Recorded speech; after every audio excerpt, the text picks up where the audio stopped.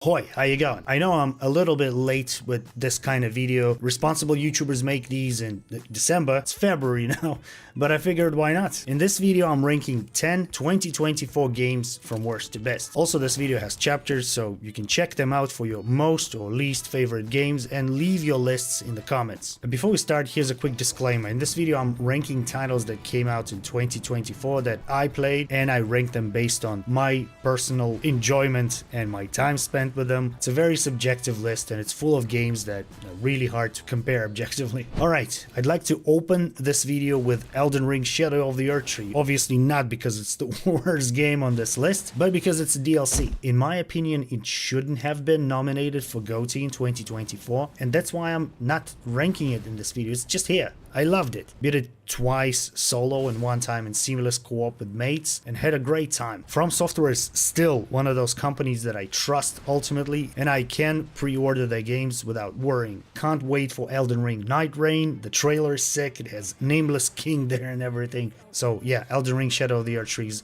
on this list, but not as a contender. I just wanted to acknowledge its existence. Loved every second of it, even the pre-patch hippo. The worst game I played in 2024 is Dragon Age the Veilguard. There's just no two ways about it. I had to literally force myself to finish it. I think it's a serviceable like 6 to 7 out of 10 action RPG, but it's a very bad Dragon Age game. Everything's been said about it by others. Just tons of cringy clips flooding YouTube on release. The barv, the non-binary bit. It was painful to watch, and it was extremely painful to relive it in the game while playing. Skill Up's Dragon Age the Veilguard review sums it up fantastically. I agree with everything they say. It lacks substance. There are still traces of a live service game it was supposed to be originally. The characters are cringy and childish. The dialogues are cringy. I just couldn't force myself to like any of them, except for maybe Nev. Just like a lot of people said, it was like watching a Marvel movie, but I think that Marvel movies are not as like cheesy and corny as Dragon Age the Veilguard. Multiple times throughout my playthrough, I just jumped out of my chair to yell, like, look what they did to my boy. Look what they did to my boy. Look what they did to my girl. Look what they did to my Kunari. It could have been good if they just doubled down on what worked in Dragon Age Origins or Inquisition. Even this new cartoony look that just, doesn't resonate with me that much. Like huge heads, big puppy eyes. Everyone has mascara for some reason. I can appreciate how great some of the locations look. For example, I can appreciate the art style. It's not my thing. I like it when it's grittier, but I always try to keep an open mind. Oh, the hair physics, it's great too. One of the best I've ever seen, actually. But unfortunately, it wasn't enough to win me over. And the reviews were also weird, man. Like, take these two channels, Skill Up and Mortismel Gaming. I like them both, and I trust them both, though Skill Up absolutely demolished Dragon Age the Veilguard, and Mortem said that it's one of his most favorite games of 2024. I still love both channels, but I'm definitely with Skill Up on this one. Bottom line, Dragon Age the Veilguard is the worst game I played in 2024. It also was the easiest pick for me. Deciding where the rest of the games on this list should be wasn't as easy. Pulling above. Oh. Okay. Number 9, Pacific Drive. Pacific Drive is a survival driving game with a dreamy Twin Peaks-esque setting. The setting of the game was one of the main reasons I picked it up, actually. The setting and the atmosphere too, because otherwise I'm not a big fan of driving games and survival games. The trailer was cool, the demo was cool too, so I bit the bullet. And I was really surprised by how well and on point the developers, Ironwood Studios, delivered what they advertised. It's just you, voices on the radio, a beat up station wagon, and a zone full of anomalies. Your car is your only mean of survival, and upgrading the car is super fun. And not just, the parts. The interior is customizable too. You can find various snow globes, steering wheels out in the zone, and it's enjoyable and quite addictive. Pacific Drive has a ton of stuff to unlock, at least that was my impression. I'm a very casual survival games player, and I like the game for what it is, and I still come back to drive around from time to time.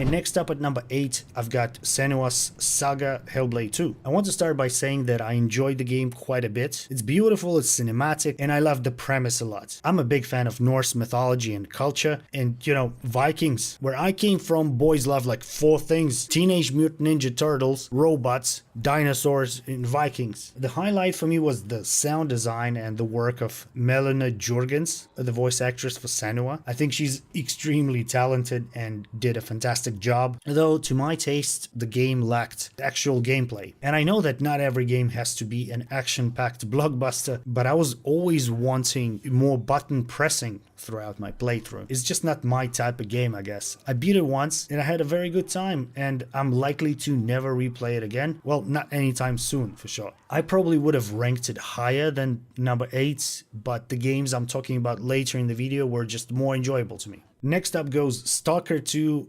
Heart of Chernobyl. Man, I really wish I could rank Stalker 2 higher, but I just can't. Let me preface by saying that I'm a fan of the OG Stalker, Shadow of Chernobyl, Call of Pripyat, Clear Sky, Anomaly, and Gamma. I also read some of the books back when I was a kid. I love it. I guess being into Stalker comes with being a Slav, but Stalker 2 is not on par with the other installments in my opinion. Not yet, at least. It looks great and it runs relatively fine on my 5-year-old PC, but it has so many problems that prevent me from enjoying the game fully. I'm pretty sure that if you are following Stalker 2 updates, you already know what the game's problems are. Stealth approach is out of the window, enemies have aimbot, mutant AI is very underdeveloped, you can't loot mutants for parts, and they're bullet sponges, so killing them is a waste of time, bullets and repairs that become more and more expensive the more you play. But most importantly, there's no A-Life. A-Life is a combination of systems that emulate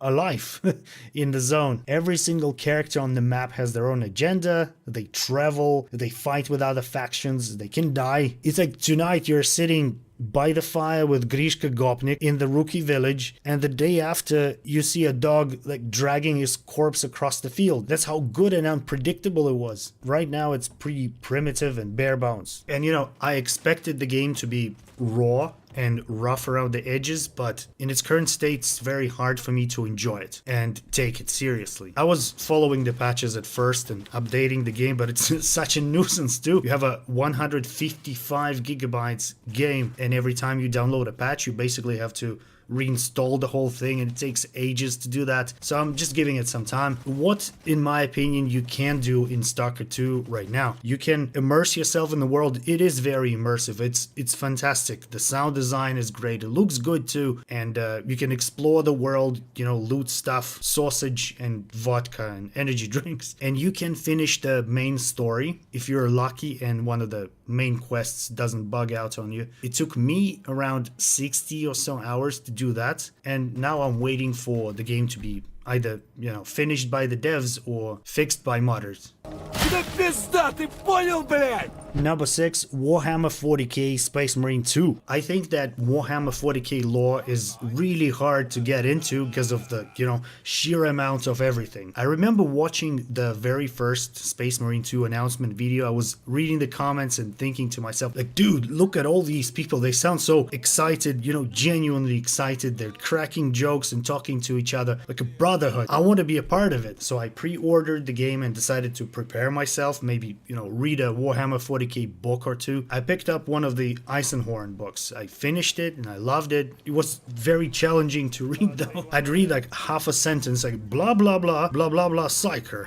Oh, what's a psyker? Then I'd open a wiki page, learn about psychers, and blah blah blah blah blah blah with a bolter. Okay, what's a bolter? Took me a very long time to finish it. Anyways, I'm happy that I came prepared because there was this extra layer of fun playing the game. I kept being like, I know what that is, like this Leo DiCaprio meme. I can't even imagine how fun it is for people who know Warhammer lore to play Space Marine 2. Though the game doesn't bully you for not knowing anything about Warhammer, you can treat it like you treat a Doom game. Just, kill shit, do glory kills, just pure high octane fun. I enjoyed the campaign a lot, although I felt you know, a little bit too short. And I love the multiplayer co-op where you do missions that intersect with the campaign. So Space Marine 2 to me was a game that did let me have fun alone with friends, and it felt like a video game from the 2000s, and I mean it in the best way possible. Also, if you think that you could recommend something Warhammer 40k related to read, I'd appreciate it very much. So the Imperial withdrawal of assets and personnel from Katako.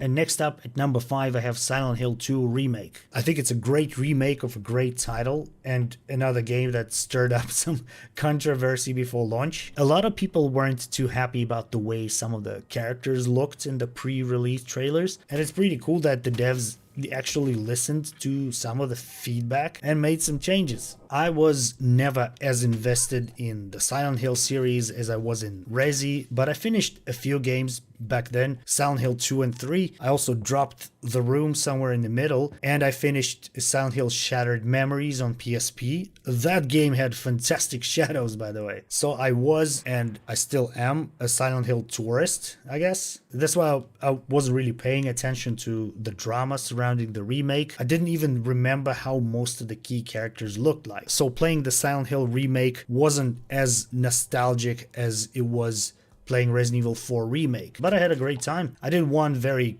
casual playthrough on normal, and I'll probably come back later to beat it on a harder difficulty. The only thing that pissed me off a lot was the game locking you out of an area you haven't finished exploring because you like triggered a certain event or something unknowingly. It happened to me multiple times. It was very frustrating, and I don't know if it's a me problem or it's the way it should be in a Silent Hill game, but it made me pissy. Other than that, as a casual Silent Hill enjoyer, I say it's a very good, tight remake. It's very atmospheric, it tackles important topics, and some of them are disgusting and truly scary.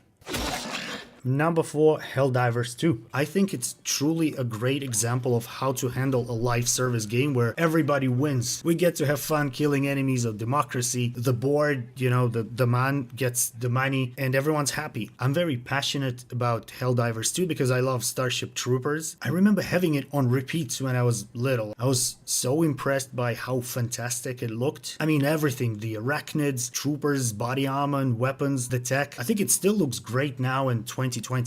I also had a crush on Daisy Flores and cried every time I saw her dying. Anyways, Helldivers 1 was super fun back in the PlayStation 3 era. We spent countless hours couch co-oping Helldivers with friends at parties and sleepovers. It was a great time, and I hold these memories close to my heart. And Helldivers 2 is everything I wanted from a sequel, and then some. Same hardcore elements like manual reload, friendly fire, killing your squad mates in the most ridiculous ways by accident, trademark humor, but now it also looks sick, feels really good to play, and doesn't beg you for your money around every corner. Helldivers 2 is a massive highlight of 2024 for me, and I think for everyone else too, but not only because it's a great Starship Troopers-esque co-op game, but also because it's a great example of gamers fighting back against the evil entity, the Corpo, the Arasaka, and winning. For those who don't know, Sony decided to shoot themselves in the foot for some reason by pulling a stinker and forcing everyone to use a PSN account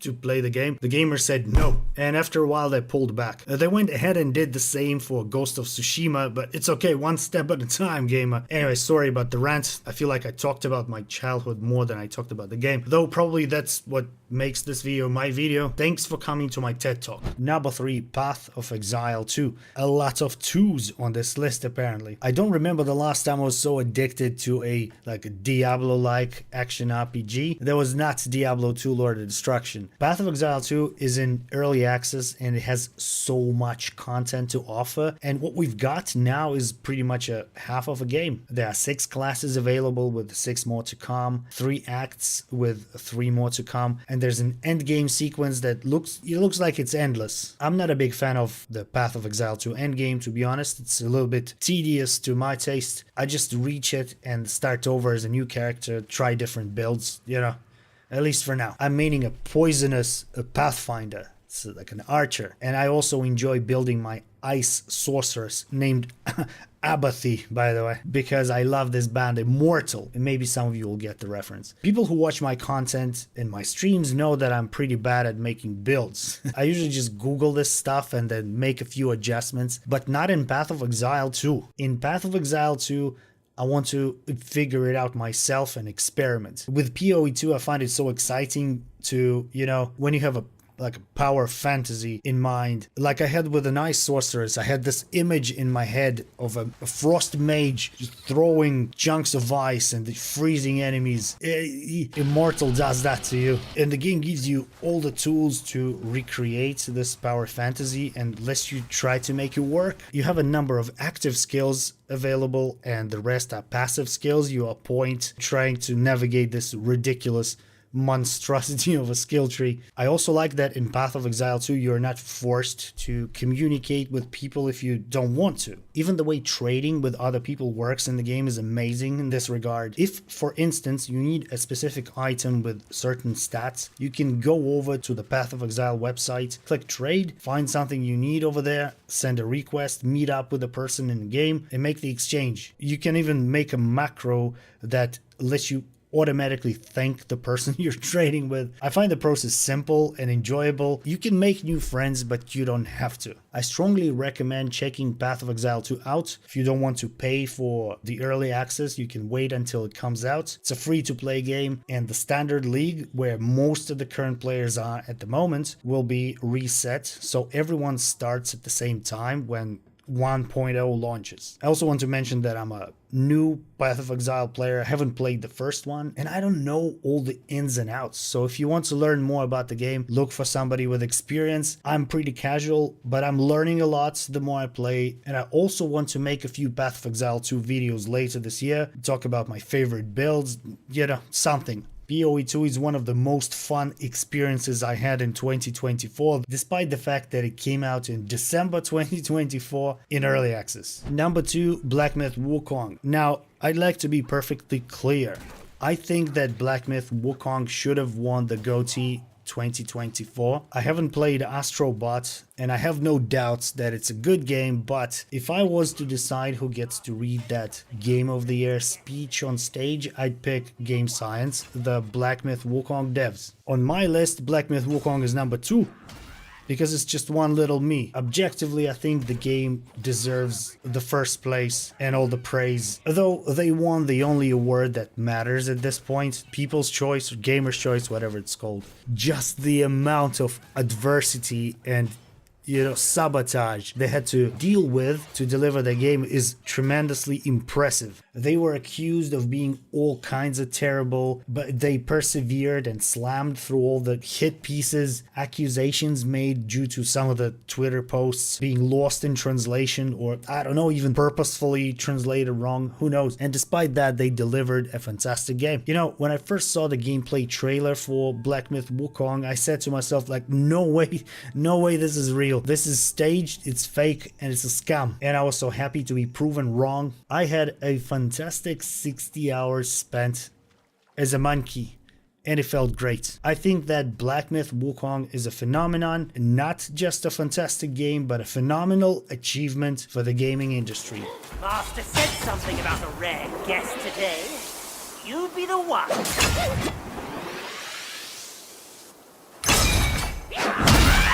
Dragon's Dogma 2 is my number 1. Pretty obvious, isn't it? It's my personal game of the year, and I played it the most in 2024. And as some of you know, most of my 2024 content was about Dragon's Dogma 2. Yet, I have to be honest, it feels weird and unfair, a little bit unfair, to place Stalker 2 at number 7 for being unfinished and let it slip for Dogma. But look, if I was as objective as possible, I'd put Black Myth Wukong here, and I actually had Black Myth Wukong as my number 1 in the original draft, but it just didn't feel right to me. Dragon's Dogma 2 is fantastic. It's my dream game. I love it with all my heart. I love the community. I love the people. Even the disappointment disappointed ones, I love you. And I'm proud of being a part of this community. I just love the adventure. Yes, it doesn't have the story of The Witcher 3 or modding community of Skyrim or player agency of Fallout 2 or New Vegas, but for me, Dragon's Dogma 2 works like an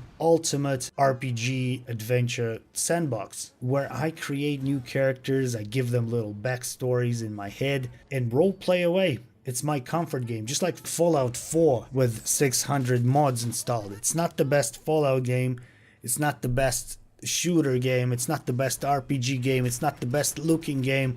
You get what I'm saying, right? I have it permanently installed in case I want to jump in and just walk around. A fun little fact, by the way, the more immersed I am in a game, the more I walk in it instead of running. That's my quirk. Am I the only one, by the way? Though I think that all of us, you know, positive Dragon's Dogma fans and negative disappointed ones, we all can agree that Dragon's Dogma 2 is an unfinished game and it's not getting the love it deserves from Capcom. You can say whatever you want, you can come up with brilliant theories about how it's all connected and how the second part of the game being so undercooked is actually all a part of a big plan, but it's impossible to deny that it's a great foundation that wasn't properly managed. And the saddest thing is that they made the same mistakes they did with the first one. The cycle ironically did repeat. You know what, I just hope that 2025 will bring, among all the other cool titles we're getting this year, something significant for my toxic, abusive girlfriend, Dragon's Dogma 2. Thanks for watching. See ya. That was thrilling. I did not know I could feel so alive.